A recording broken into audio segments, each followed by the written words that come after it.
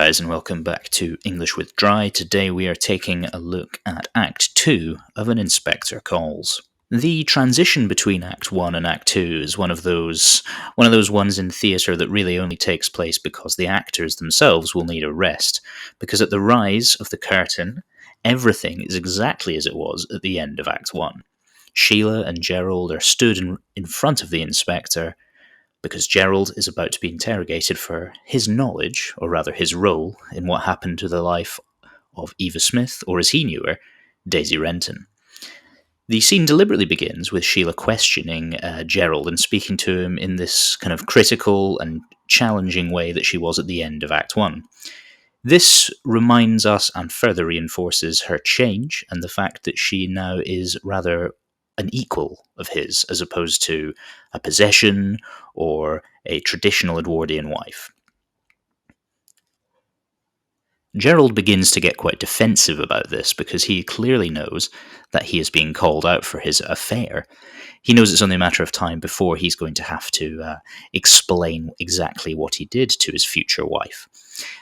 But rather than do this, he decides to try and get rid of Sheila.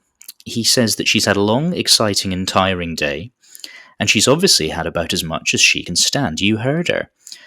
Now, what he's trying to do is remove her. And clearly he is patronising her because that's exactly the sort of thing Gerald was used to doing towards women.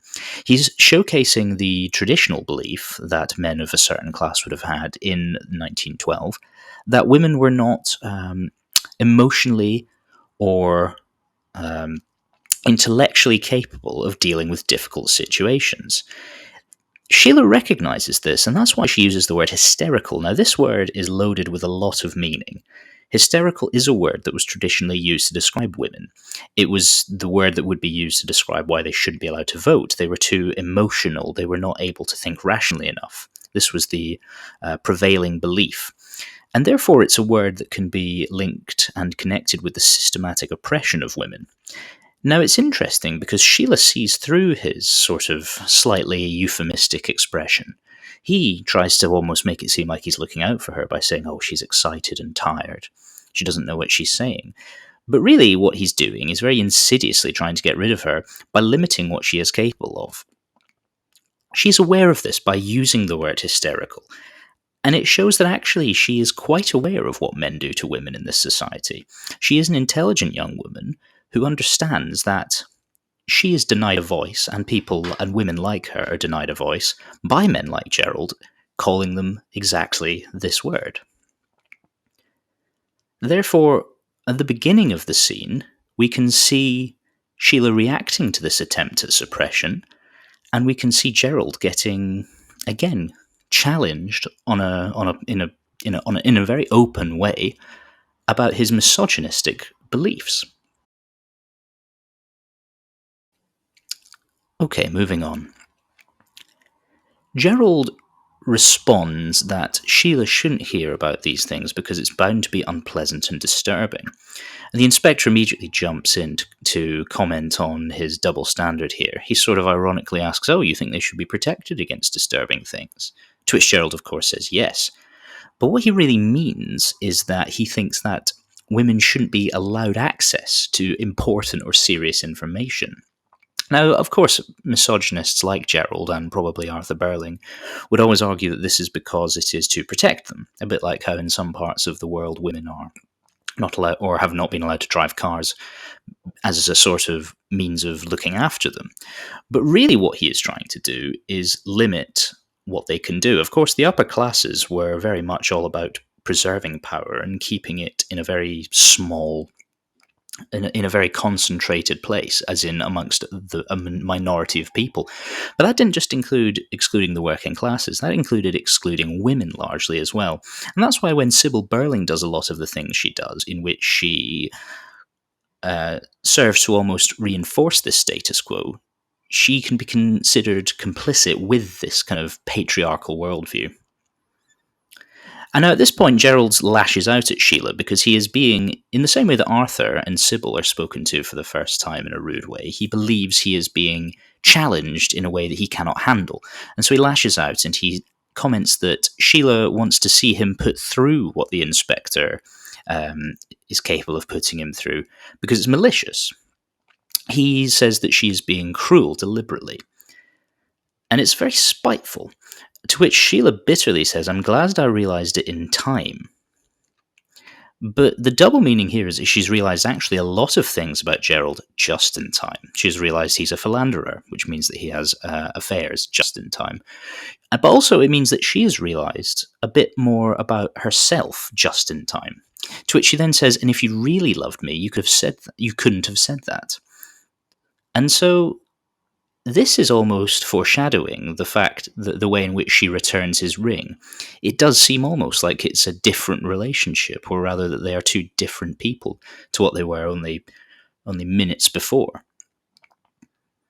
She says this is just the wrong time not to believe me, and what she means by that is now that she has been awakened, or rather now that she has had her epiphany given to her by the inspector of how the world kind of really works, it's almost like he has provided the missing piece of the puzzle that she knew, and has made her aware of how things really are. And because of this means that she is never going to feel the same way about Gerald ever again. And Gerald can sense this control being moved away from him, and of course he reacts very negatively to it. He tries to backtrack because that's what Gerald is at the end of the day. He is a coward also. All right then, I'm sorry. He has no alternative but to apologise because he knows he's been caught. And then the inspector decides that it's enough of this kind of relationship drama that is beginning to unfold between the two of them. And he massively takes charge of the situation again. He reminds them of why they are there. They're not there to sort out their relationship. They're there to hear about what happened to Eva Smith. And he lays it on very thick again. She died in misery and agony, hating life. And it's a reminder that actually she is the victim here. And it's a reminder of what they all pushed her to. It's sort of to reiterate the stakes of this police investigation, and to reiterate to them that actually something very, very awful has happened, and that they have a part in it. The inspector correctly says that Sheila feels responsible, because she does. So the inspector knows that he has actually had an effect on Sheila Burling, and this is something he will comment on as soon as Sybil enters. But he also talks about how they'll have to share their guilt, because they are not, Sheila is not singularly to blame. And this is a summary of Priestley's socialist ideology, the idea of collective everything, and in this case, collective guilt is what it is.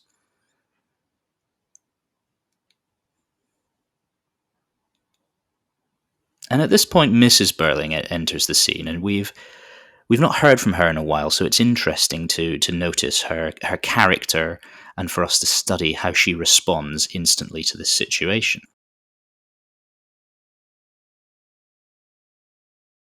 Now, Mrs. Burling responds to the inspector initially just like her husband did. It says that she is self-confident, and this is quite out of key with the scene that has just passed. Now, that shows the difference between two people that have already been interrogated by the inspector and somebody that hasn't.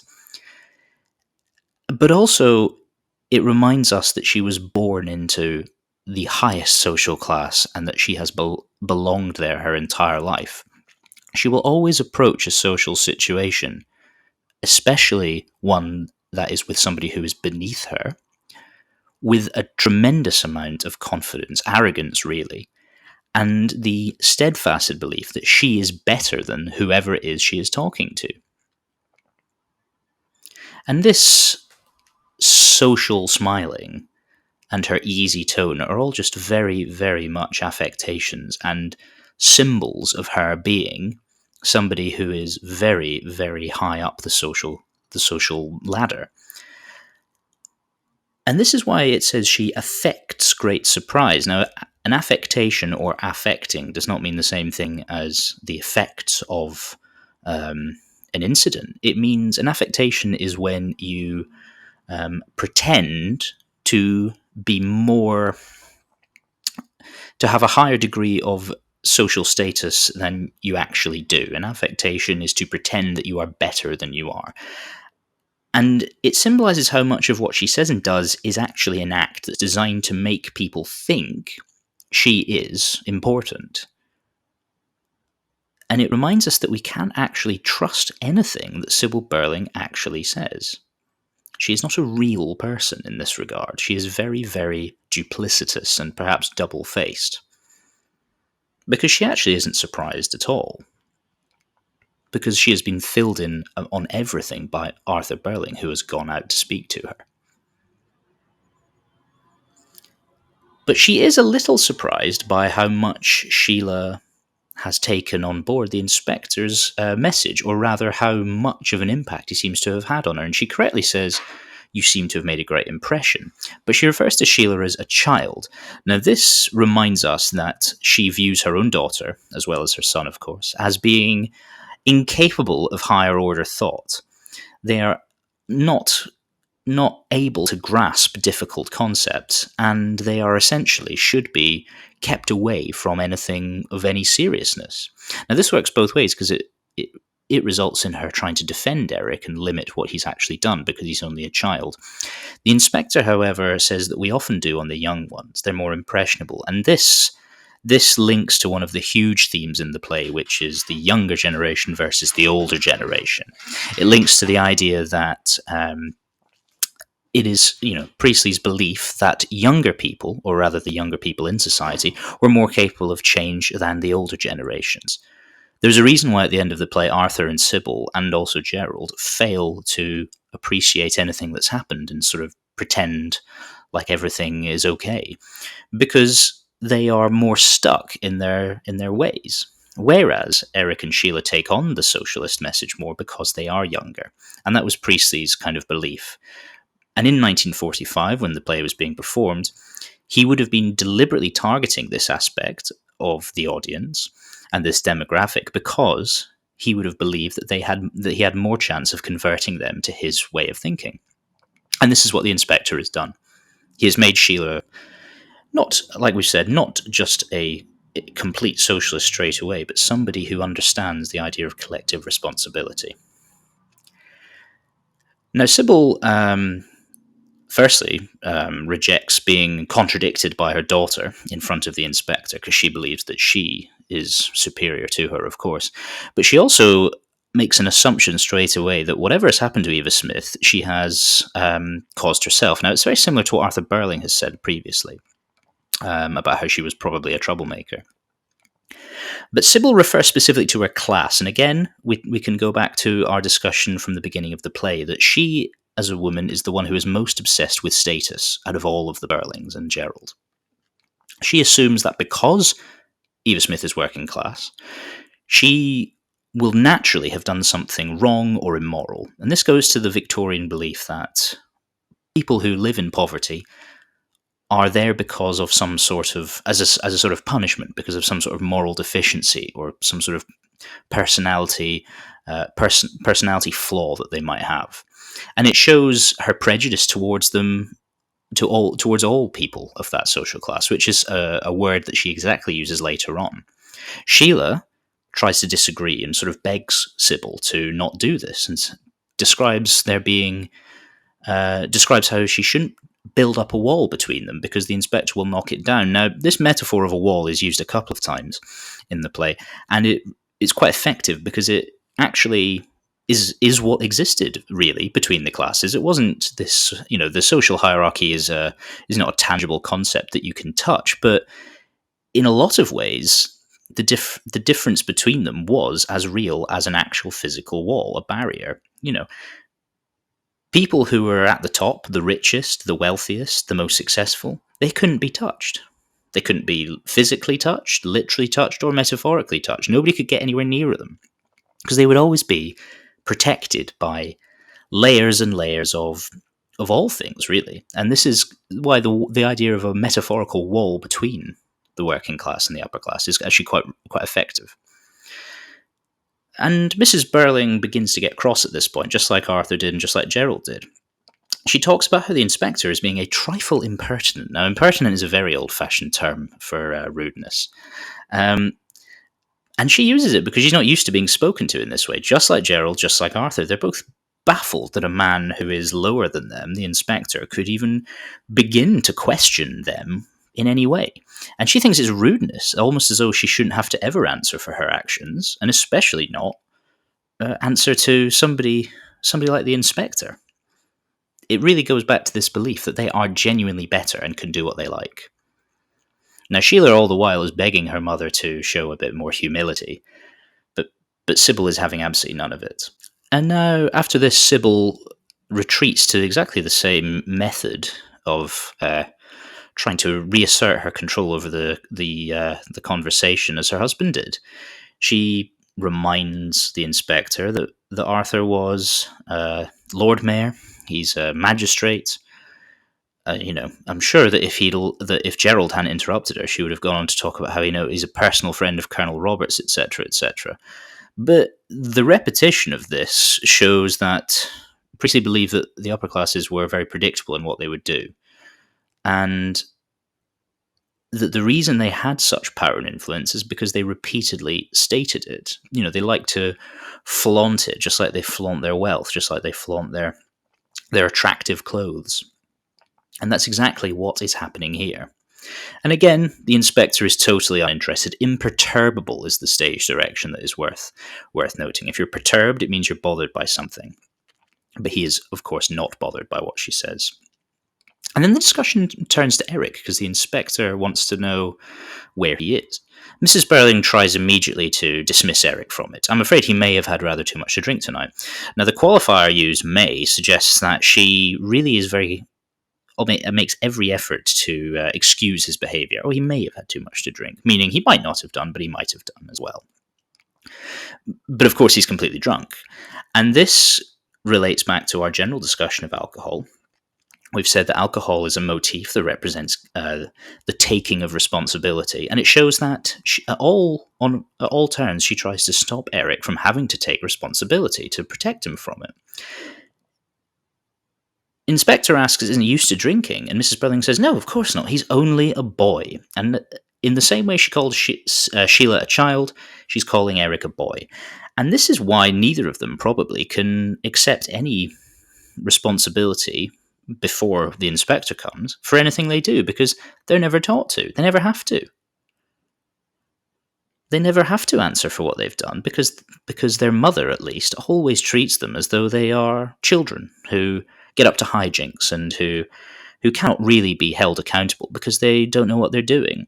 But the inspector reminds her that he's a young man. Now, this juxtaposition of boy and man kind of shows the difference in perspective between Sybil and the inspector. And some young men drink far too much, he says. And this accurately reminds her that if Eric is old enough to be drinking, he is old enough to accept the consequences of this drinking. And of course, we know famously that the consequences are his rape of Eva Smith and her ensuing pregnancy. And it's probably why Eric just allows her to slip away from him.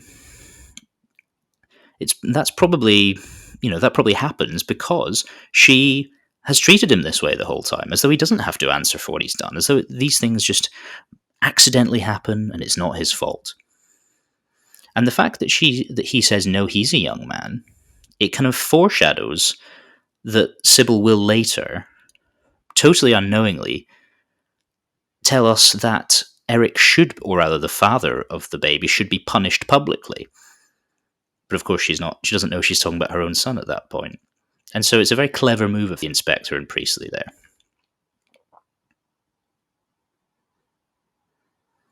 Sheila, of course, is more on the ball and more aware of what's going on. She doesn't want to get poor Eric in trouble. He's probably in enough trouble already. Now, that is another foreshadowing. It's almost like she knows kind of what's coming. And I would say at this point she doesn't know exactly what it's going to be, but it's very prescient in that she's predicting that he will find himself in trouble. It's almost as though Sheila has realised that the inspector is going to talk to each one of them in turn and find out that each one of them has done something. And she then says he's been steadily drinking too much for the last 2 years, which shows that, again, that she is more aware of the world than we might give her credit for being. She is more aware of what is going on outside the four walls of her house than we might have thought when she was, talking about engagement being identified only by a ring and saying, look, mummy, isn't it a beauty? And Mrs. Burling is actually genuinely surprised now. You'll notice it doesn't say affecting surprise or pretending to be surprised. It says she's staggered, which is not something you can fake. But, really quite amusingly, Mrs. Burling says, "You know him, Gerald, and you're a man. You must know it isn't true." It's almost like she can't accept Sheila's version of events because she's a woman.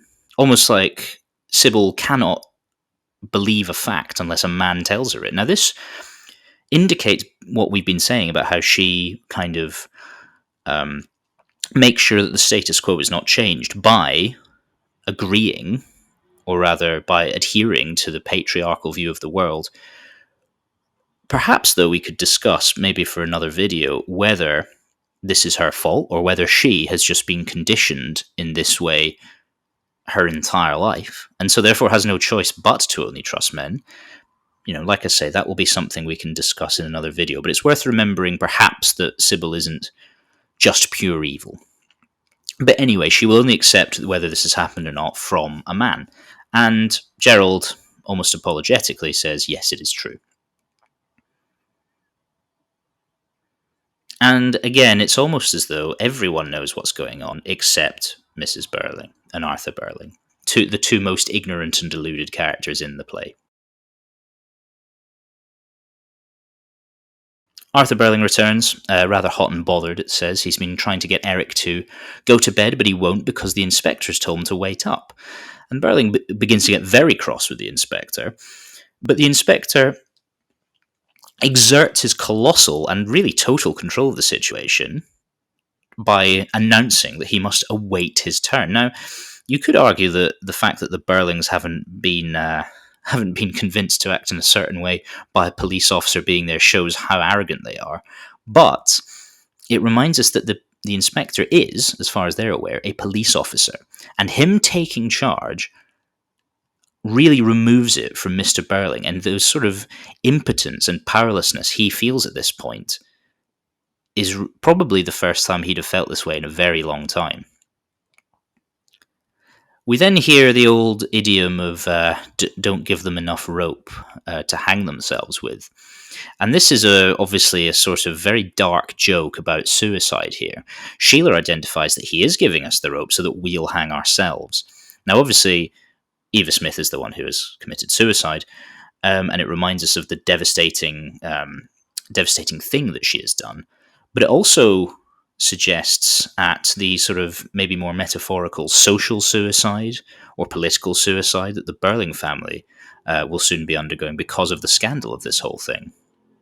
And then Burling says, what's the matter with that child? So, we're being reinforced constantly that they have no faith in their children. And despite the fact that they are in their early and mid-20s, they view them as little more than children. I hope this video has been helpful. Next time we will get into the inspector's interrogation of Gerald Croft. Make sure to like and subscribe, and I'll see you next time. Goodbye.